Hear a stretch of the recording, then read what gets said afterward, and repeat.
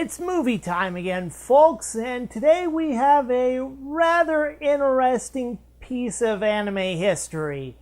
What we have here is an anime film produced in Japan, written in America, and voice acted by the likes of people like Mickey Rooney.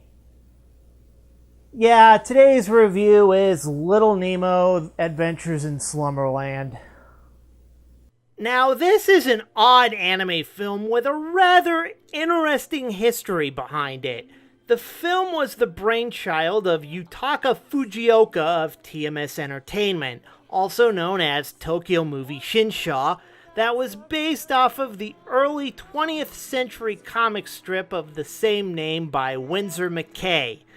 The film was a rather ambitious project designed to showcase the quality of Japanese animation outside of Japan. As such, the film involved animators from both Japan and the United States.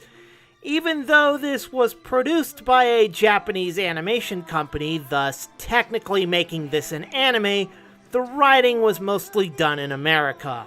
The film even involved some big-name creators at some point, including George Lucas, Chuck Jones, Brad Bird, Ray Bradbury, Jerry Rees, Chris Columbus. Even the critically acclaimed Hayao Miyazaki was involved in the film at one point, which he would later describe as the worst experience of his professional career. And coming from a guy like that, that has got to be pretty bad. Unfortunately, this movie's production was tumultuous at best, as production issues plagued this movie every step of the way. Production of this film may have begun in 1982, but the finished product would not be released to the public until 1989. The film was passed down from studio to studio, and writer after writer, producers and investors passed the film off. Animators attached to the project came and went. It was a mess. By 1988, 6 years have passed since the film project began, and so far very little was accomplished, and it seemed like the project was doomed to fail. But then, in June of 1988, another project from TMS Entertainment would come along that would change everything.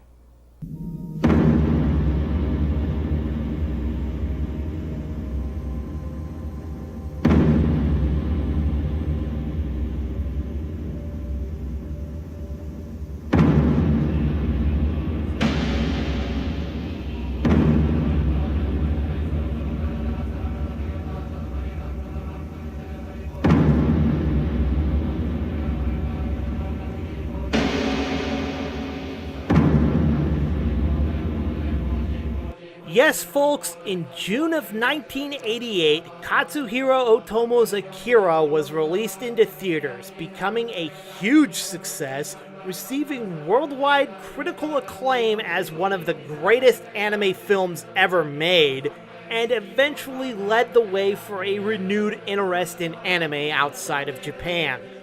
So, hoping to duplicate the success of Akira, Little Nemo was finally pushed into production by TMS Entertainment and released to the public on July 15th, 1989. So, what did this pleasant little production result in? Let's dig in and find out. So our story begins with Little Nemo sleeping in his bed when we suddenly find ourselves in an animated version of Poltergeist. Trust me when I say we'll get there soon enough. So he flies out of the window and into the sky as Nemo can barely believe what he is seeing. He flies through the air with the greatest of ease on his bed when we suddenly do enter an animated version of Poltergeist. So Nemo suddenly finds himself being chased by an evil version of the ghost train from Spirited Away.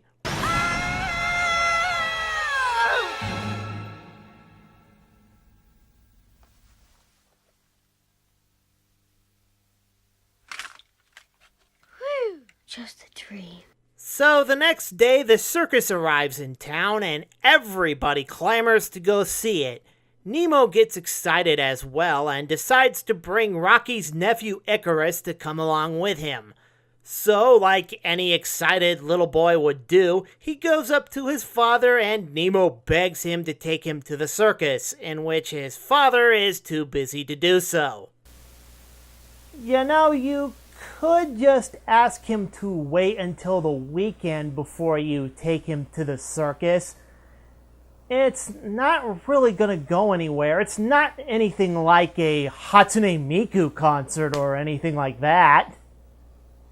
So later that night, Nemo pretends to sleepwalk and tries to snag a pie from the pantry. He then ignores the objections of his mother and runs right upstairs to his room after getting caught. Well, if I was his parents, I would definitely tell him that the circus is not going to be Finding Nemo in the crowd. So as he falls asleep, this weird guy in a top hat comes over and pays him a visit along with some very clown-like thing. I'm not quite sure what it's called. Do I have the honor of addressing little Nemo? Uh-huh. But who are you? I am a professor. I am a genius. You can call me Professor Genius. I think I have a better name for you. I think I'll call you Obnoxiously Redundant. So, Obnoxiously Redundant tells Nemo that he has come to invite him to the world of Slumberland by order of King Morpheus.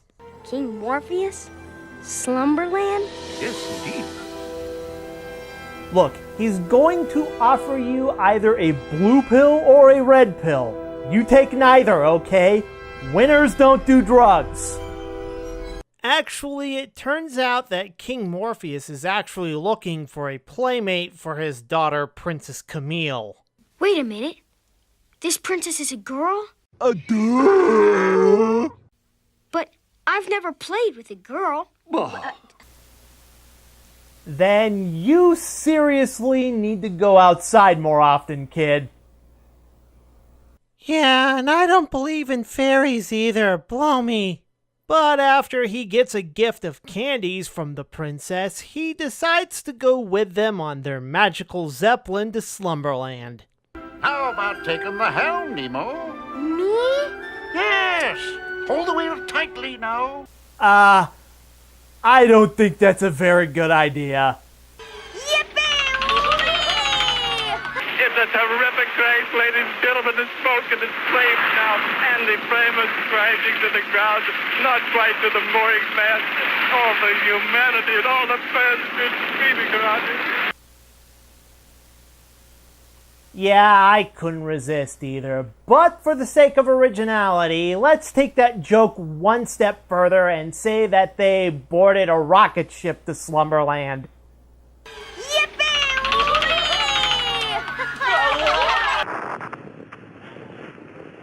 1 minute 15 seconds. Velocity 2,900 feet per second. Altitude 9 nautical miles. Downrange distance 7 nautical miles.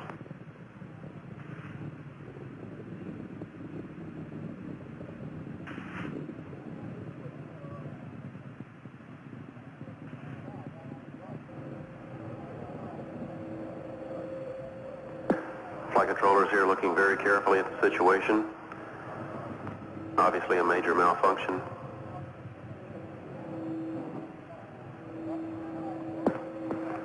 We have no downlink. But they soon get caught in a storm, or other words, a nightmare, in a pointless scene that goes absolutely nowhere as they outrun it and make it to that castle in the sky known as Slumberland and introduce him to their king, who cares about his job as much as Willy Wonka.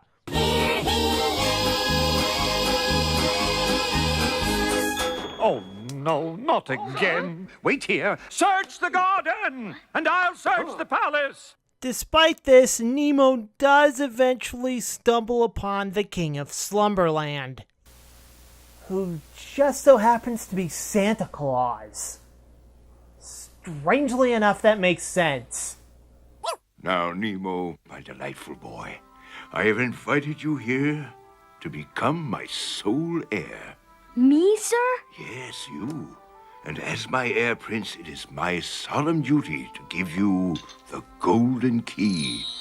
With this key, you can open any door in Slumberland. But I must warn you, there is one door you must never open.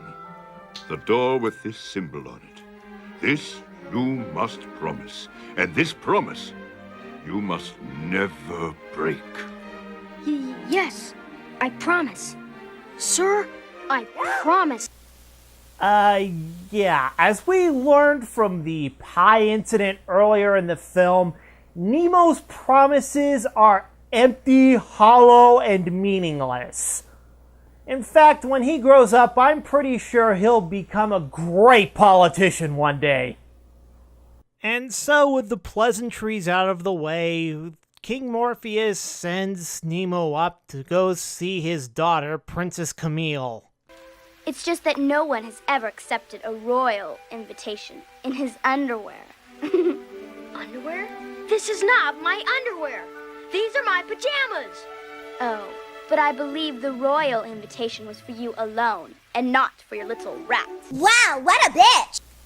Yeah, I'm calling tsundere on this one. He is not a rat!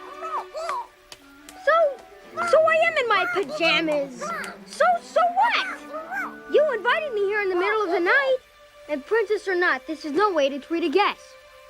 Okay, kid, you seriously need to calm down.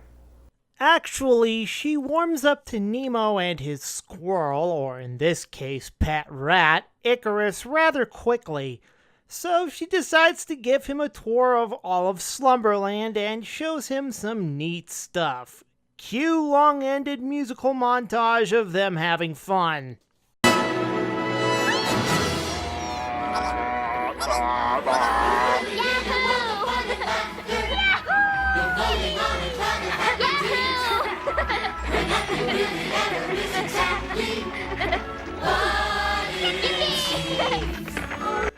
You know, while I think the absolutely gorgeous visual creativity of this movie and the dreamlike look and feel, I have a feeling that something is missing. Oh yeah, it's called story progression. You can have the most awe-inspiring visuals in the world, but without interesting characters and a story to fall back on, your movie is nothing but fluff. Good-looking fluff, but still fluff. That is especially the case when Obnoxiously Redundant comes back and takes Nemo off to school to learn how to be a prince, which, surprise, surprise, also goes nowhere. However, there is one character who is just as bored as we are, a mischievous cigar-smoking circus clown named Flip, voiced by Mickey Rooney. The Care Bears. As Nemo escapes the choir of nagging teachers, Flip seems to also take a liking to Nemo and takes him to go prank Slumberland's bumbling police force.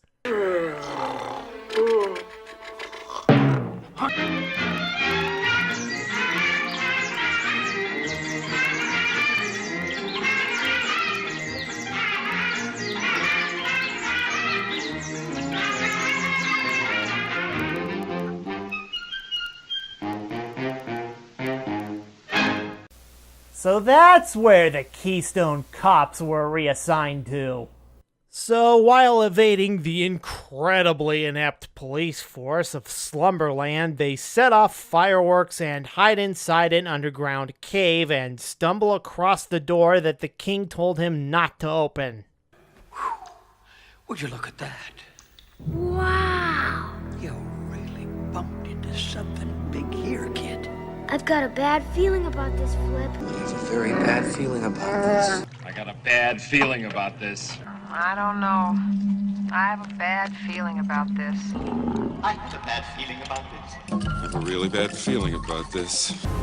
I have a bad feeling about this. I've got a bad feeling about this. Oh, I have a bad feeling about this.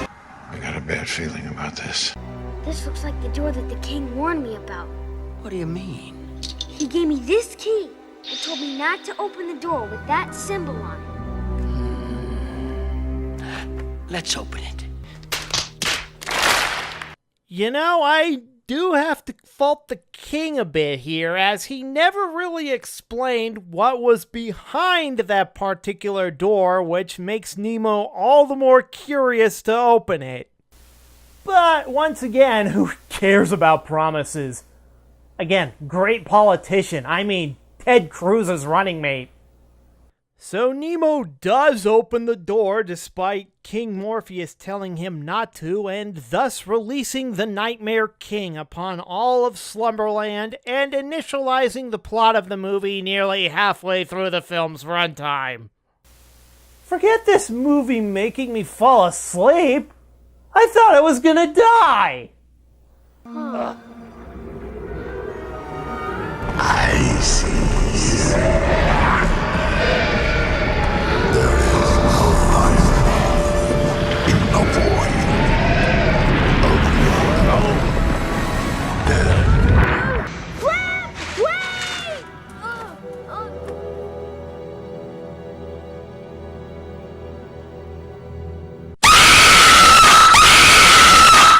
Nemo makes it back in time for his coronation to be crowned Prince of Slumberland, but Nemo tries to explain what happened during the coronation, but the people of Slumberland are too caught up into the festivities to actually listen to him.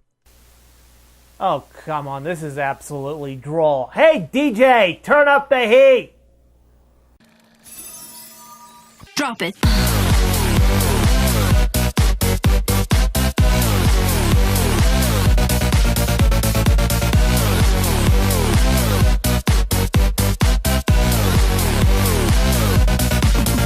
Yeah. However, the festivities are short-lived as the Nightmare King breaks out of his prison, barges into the ballroom, and kidnaps the king. Thus, everyone wonders who is to blame. Nemo did it! No! Flip! Honest, I saw it with my own eyes! Oh, wow. Flip turned against him and ratted him out. Oh, gee, I'm so shocked. With friends like Flip, who needs enemies? Nemo? Nemo? No! It wasn't me! It wasn't! No! No!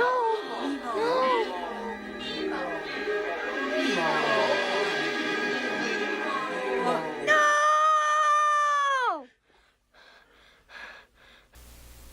Wait a minute, what? So he wakes up from the dream, which turns out he's still in the dream, and his room gets flooded with water and... Yes, we just got Inceptioned here, people.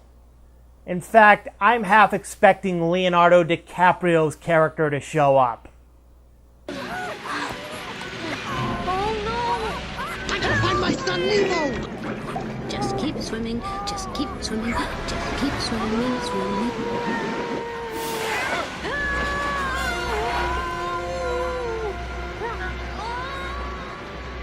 I bet they had some rather interesting phone calls from Disney's lawyers.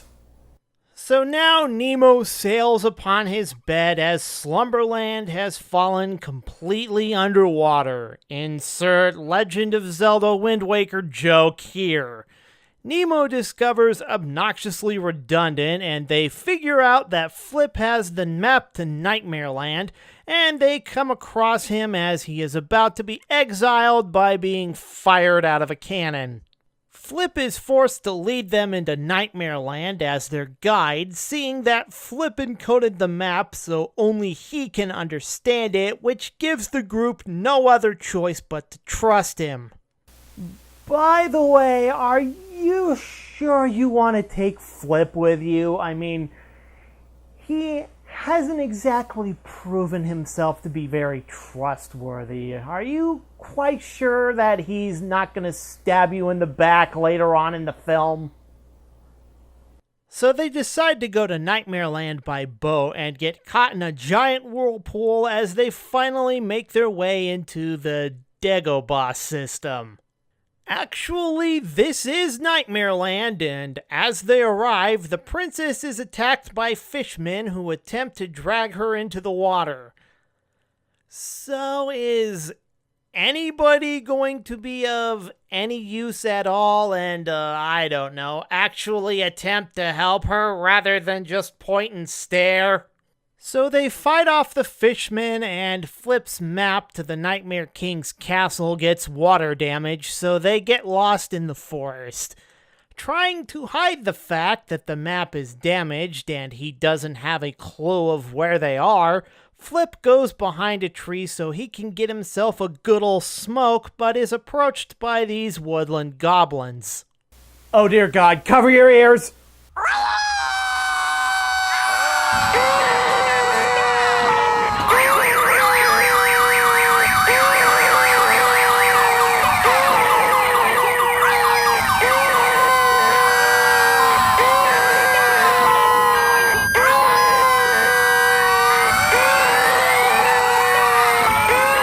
But it turns out that these goblins are actually good goblins who... I'm on pie. I'm on pay. I'm on pay. And the 1 and the 2 and the 3. Don't sing. Please, for the love of God, don't sing.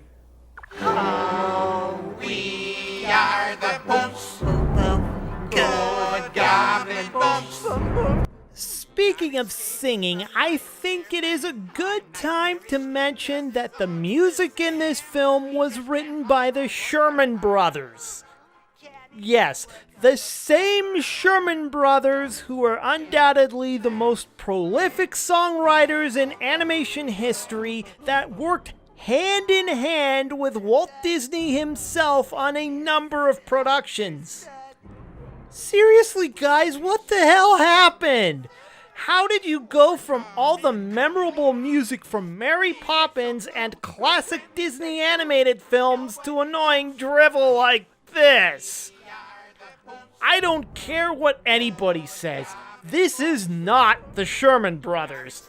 This sounds more like what a musical number would sound like if it was written by Jar Jar Binks.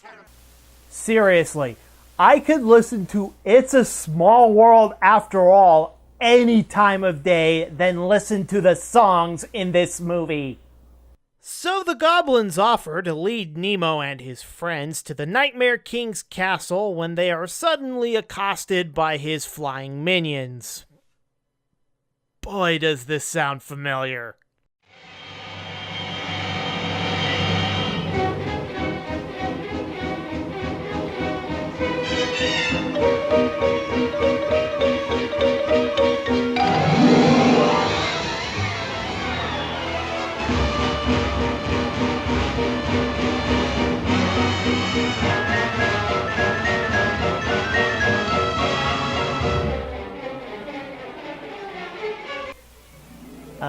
TMS Entertainment, I think MGM's lawyers would like to have a word with you. No!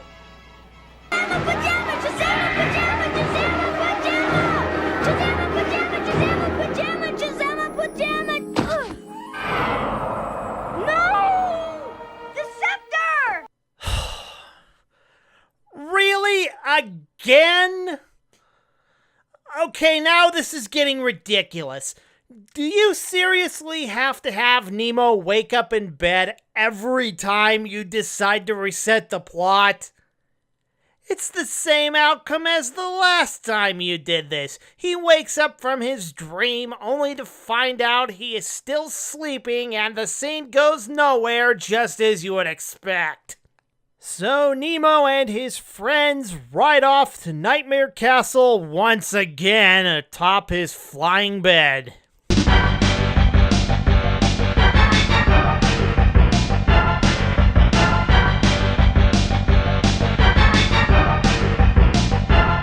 Nemo and his friends sneak into the castle, and we finally get to see the Nightmare King in all his glory, in which he looks like the Chernobog's anorexic cousin.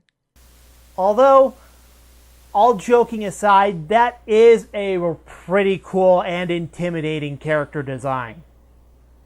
Give me the scepter, Nemo, and I'll let you go. Now, Nemo, I'm losing patience. So, we finally get to see the big climatic battle between the Nightmare King and Nemo.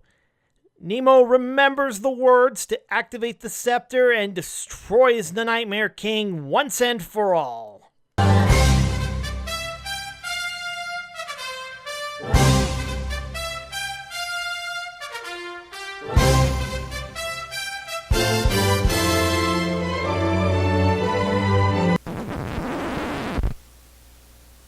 Lame. So everyone is set free, and the king uses his scepter to awaken an unconscious Nemo. Nemo then returns to Slumberland with a hero's welcome. He goes up into the dirigible with the princess, gets the girl, and wakes up for reals this time. Well, we decided to go to the circus today. Didn't you know, Nemo? The circus? Really? Icarus too? Of course, Icarus too. Now hurry up. Hot dog! Icarus!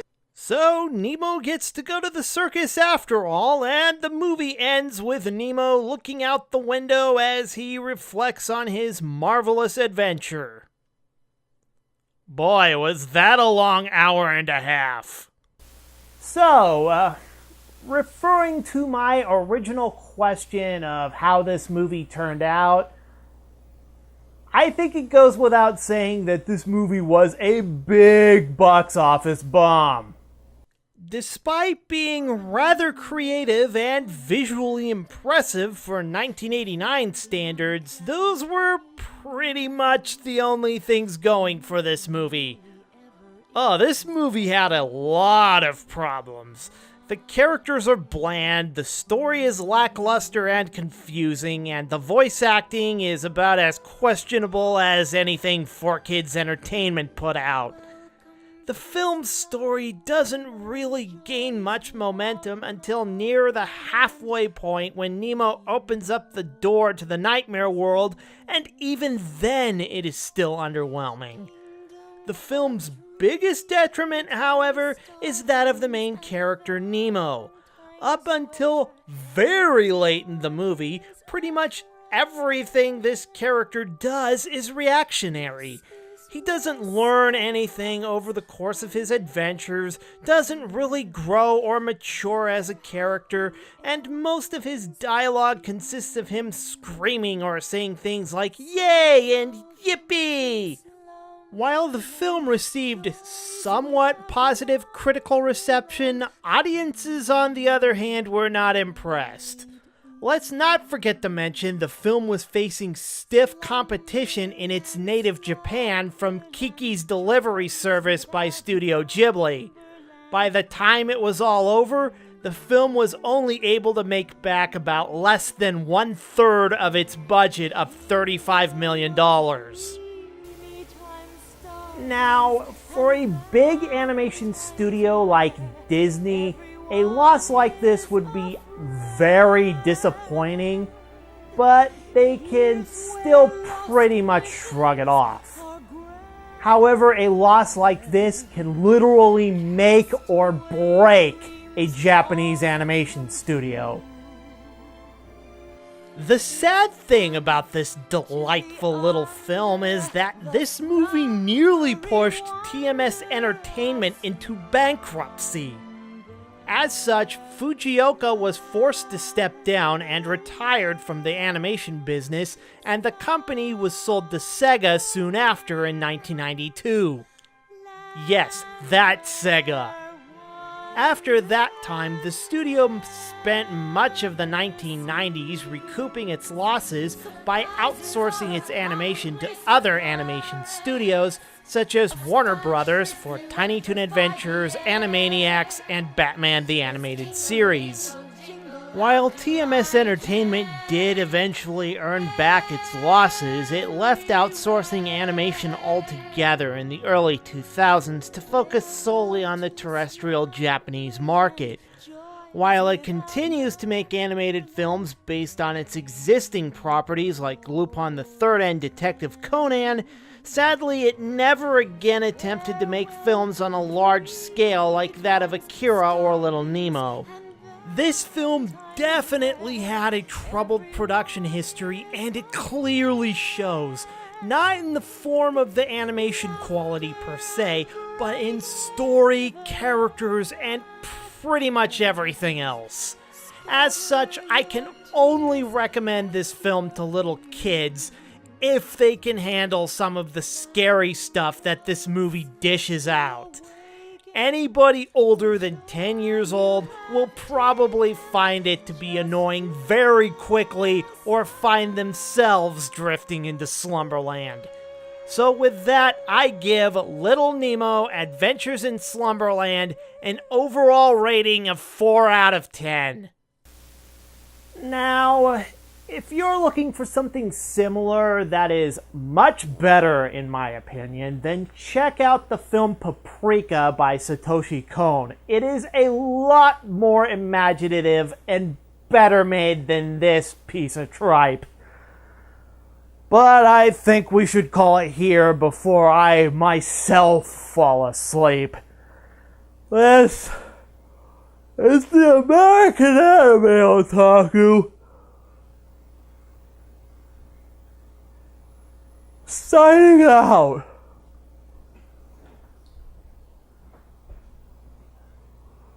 Oh dear God.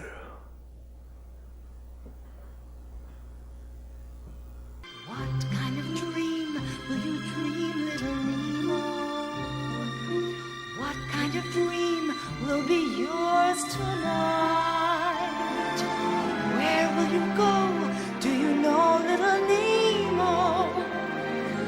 What will you do on your mystic midnight flight? Are you gonna sail on an ocean of rain?